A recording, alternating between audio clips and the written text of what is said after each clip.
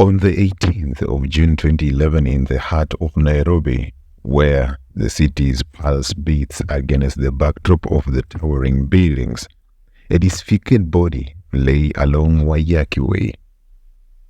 This young woman, whose life had been filled with promise, would later be identified as Mercy Keino, a master's student in the School of Journalism at the University of Nairobi. What seemed to be a straight hit-and-run accident at that time soon unraveled into a web of secrets, politics, and deceptions. Welcome to the Insight Edition. I am your host, Japheth Rogers, and in this episode, I will be leading you into deep dive in the hits and misses in unraveling the mysterious circumstances surrounding the demise of Mercy Keino. Mercy Keino's story began far from the city lights. Born in Nandi County, she was the first child of Joseph and Christine Keino. Her parents, a hard-working and helpful couple, nurtured their daughter into a dreamful woman. Mercy's educational journey took her from Kiambu Primary School through a Kisi-bound primary, then Kenya High School, a top-tier institution, University of East Africa, Baraton, for her undergraduate in education, and eventually to the University of Nairobi. There, she pursued her master's degree in journalism, her passion for storytelling fueling her ambition. As graduation and marriage approached, a double celebration, Mercy's life held promise. She dreamed of a future where her education would empower her voice, where she would marry her fiancé Ronald Kemboi, also known as Ronnie, and then employee at the Kenya Revenue Authority, and where her Christian faith would guide her steps.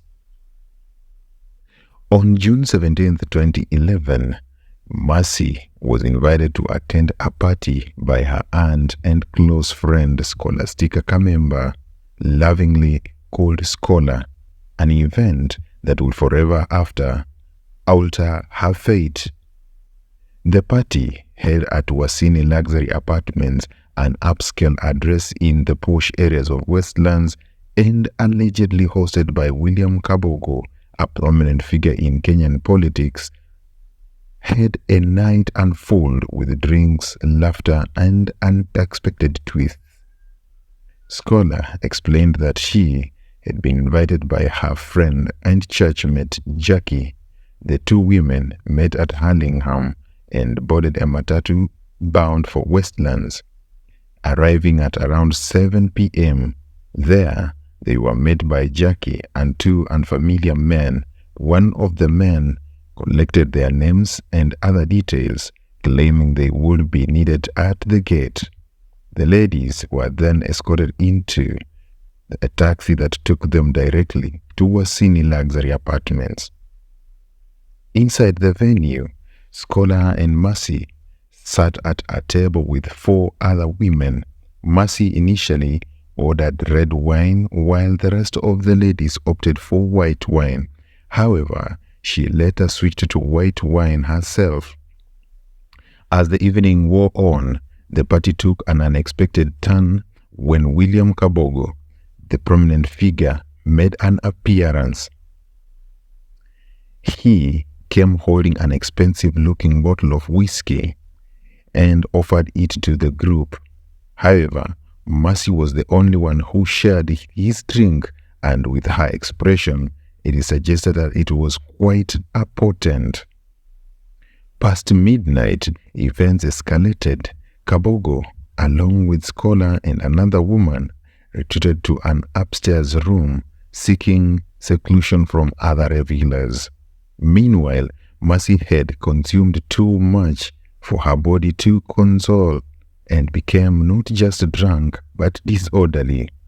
CCTV footage captured her stumbling around, breaking things, and even throwing glasses. When a night guard attempted to calm her down, she kicked him, prompting her rough ejection from that area.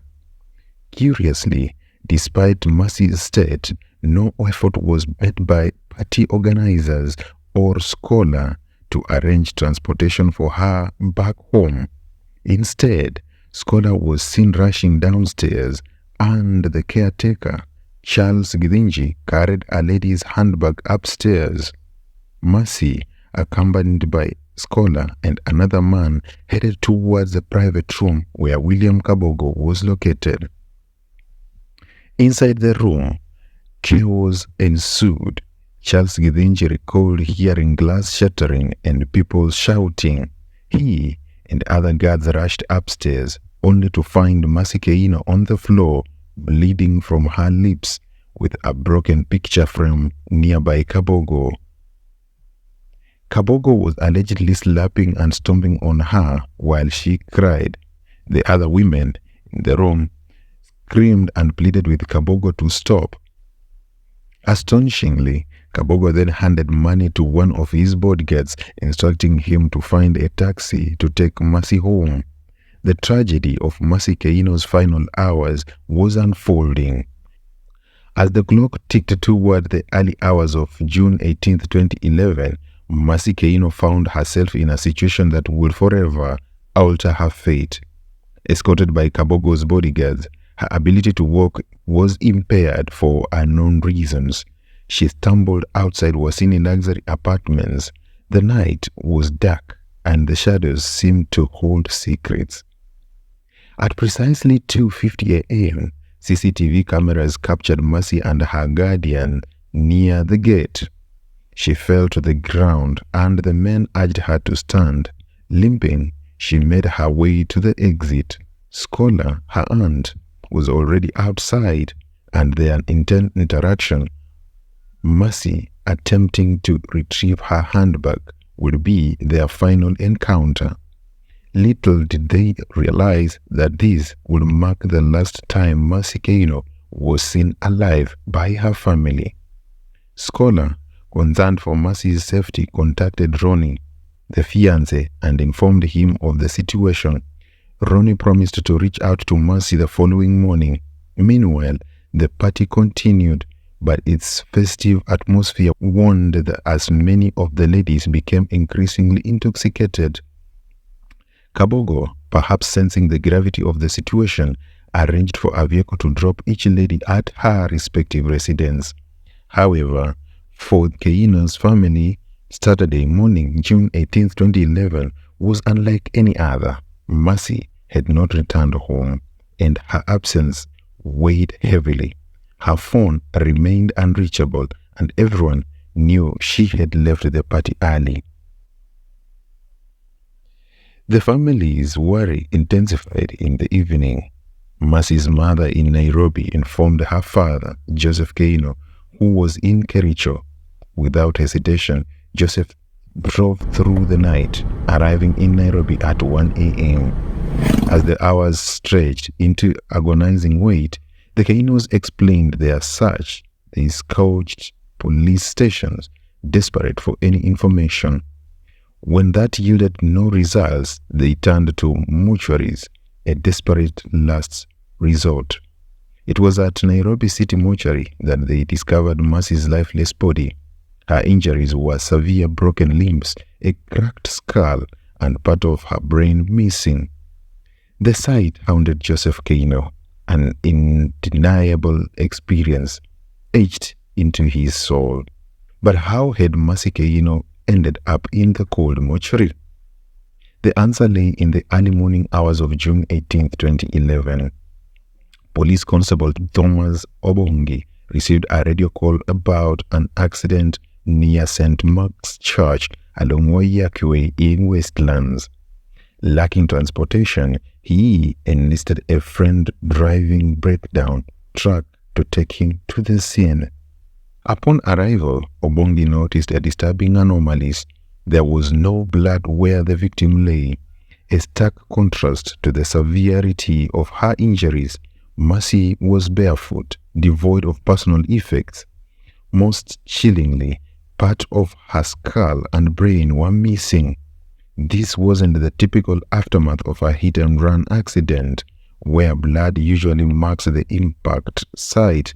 Instead, it seemed as though Mercy had been killed elsewhere and her body carelessly discarded by the roadside. Obongi called for an ambulance, and with the help of the breakdown operator, they carried Mercy's Keino's broken form into the vehicle.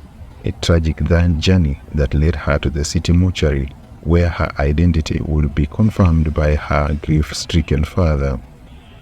The misery deepened, leaving a community in shock and a family shattered by loss. As the Keino family grappled with the loss of their beloved Mercy, public pressure mounted on the police to uncover the truth behind the death. However, the path to justice was fraught with uncertainty. An autopsy conducted by Chief Government Pathologist Dr. Jahanson Oduor yielded inconclusive results. Mercy had sustained fatal injuries before her death, and the autopsy couldn't definitively determine whether she was killed elsewhere and her body dumped along Waiyaki Way. 3 days after Mercy's body was discovered, a crucial witness stepped forward.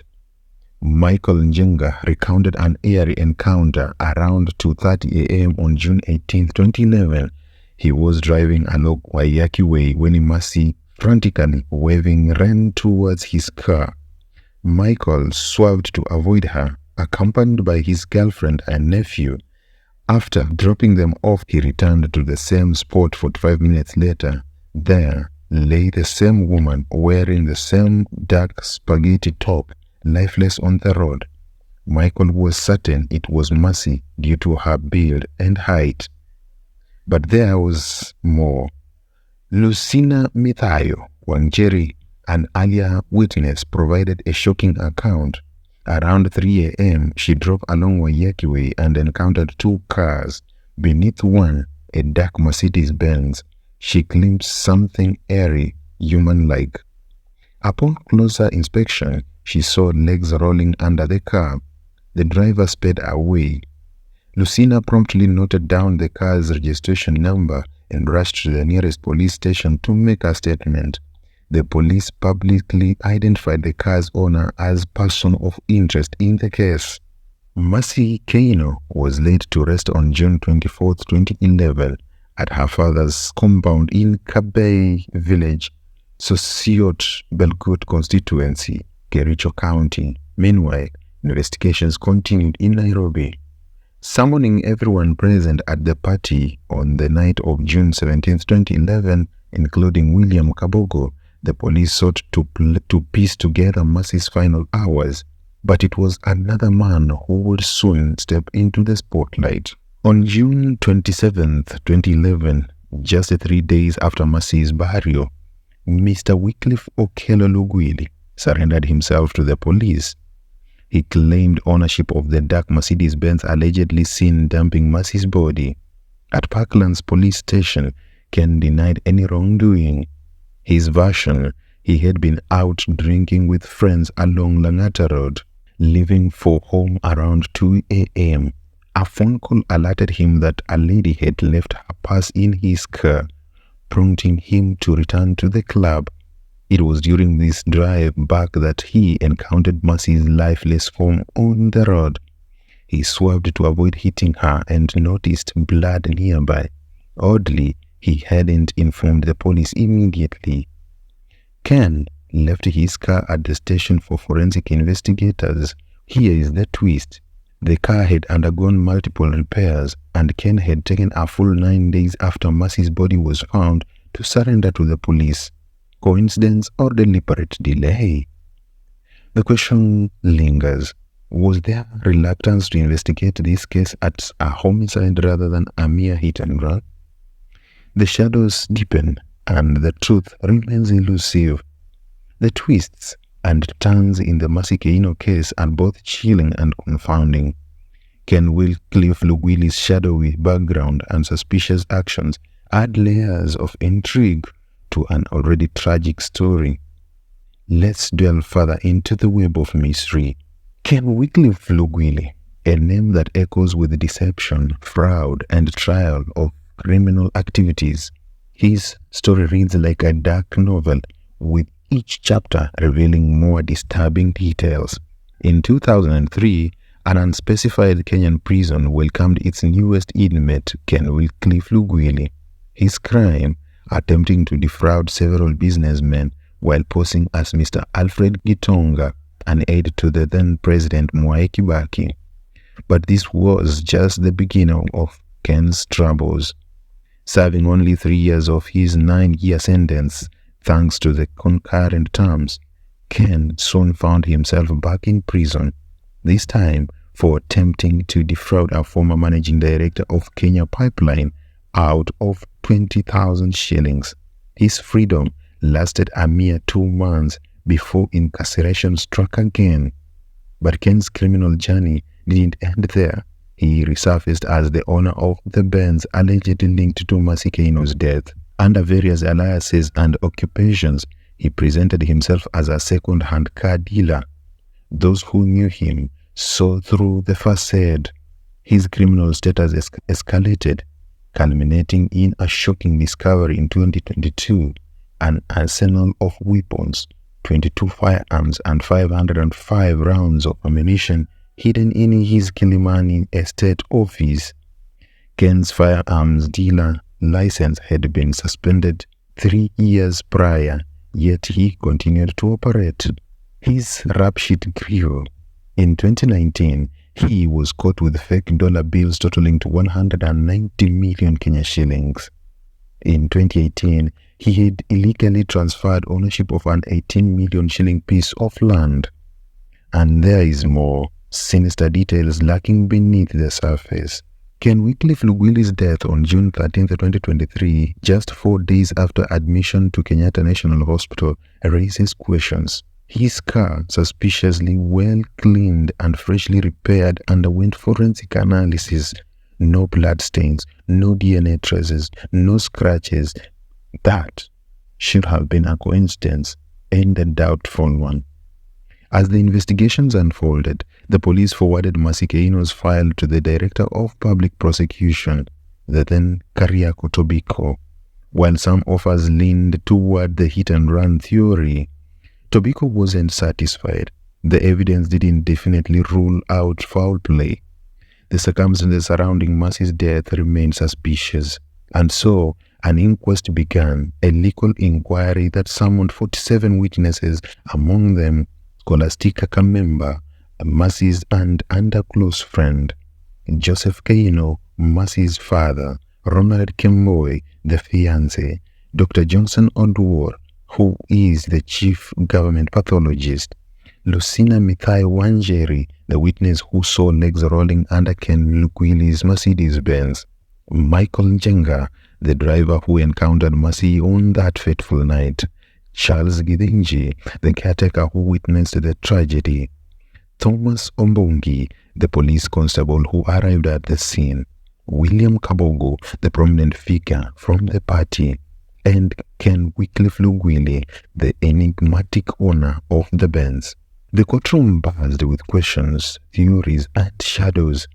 Mercy's memory demanded justice, and the truth to lay hidden among these witnesses, a puzzle waiting to be solved.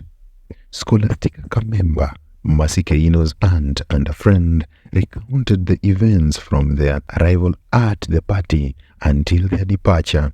Her shocking revelation: William Kabogo slapped Mercy several times when she became unruly. Annoyed by her shouting and destructive behavior, Kabogo demanded to know who she was and who had brought her to the party. Mercy tried to escape, but Kabogo's bodyguard intervened, taking her to the gate. Scholar followed, attempting to calm Mercy, but her efforts were futile. Mercy fled towards Waiyaki Way, leaving Scholar with a sense of helplessness, the last time she saw and interacted with her niece.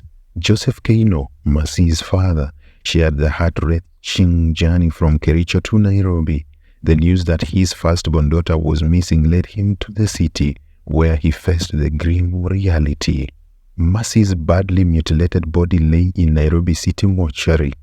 The magnitude of her injuries sometimes makes him doubt whether it was truly his daughter, a wishful thought that she might still be out there living her life. Charles Githinji's testimony shook the nation.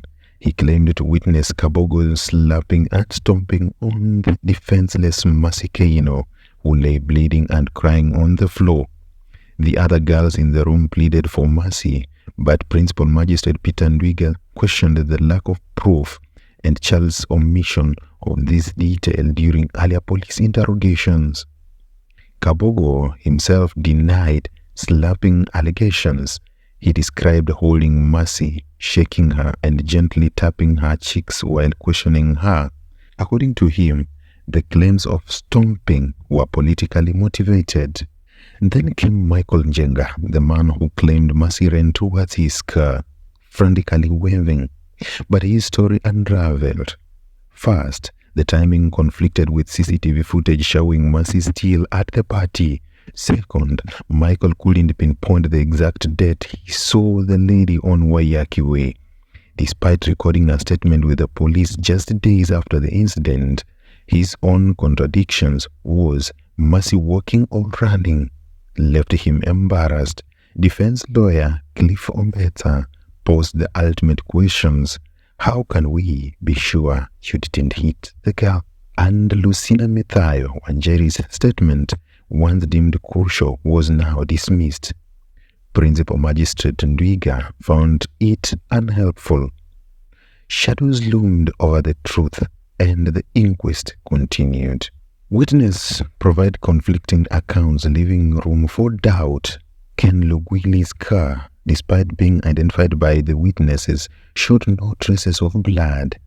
Michael Njenga's testimony raised eyebrows and his credibility was swerved. The autopsy and the scene analysis by Dr. Johnson Odwor would indefinitely determine the cause of Mercy's death due to her extensive injuries. Constable Thomas Obogi maintained that he wasn't a hit and run, but a murder. The inquest and ruling of Principal Magistrate Peter Ndwiga cleared the names of those implicated, including William Kabogo. The judge concluded that Mercy's death couldn't be definitely linked to any specific cause, but her drunken state might have contributed.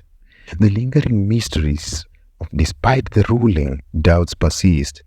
Was it truly a hit and run, or was there more to the story? Ken Wycliffe Lukwili remains an enigma. His criminal past, the suspicious car, and the unanswered questions. As the story points out, the public's perception often shapes these cases. But what if, just what if, the truth lies hidden in the shadows? The case of Mercy Keino falls under the category of those classical Kenyan cases where little to no serious investigation was done. Its inquest left everyone with more questions than answers. While we can all agree that it wasn't a hit-and-run accident that caused Mercy Keino's death, no one can really explain what happened to her between the time she left Wasini luxury apartments and when her badly disfigured body was found along Waiyaki Way. Thank you for watching the Insight Edition. Feel free to subscribe and watch many more of our episodes.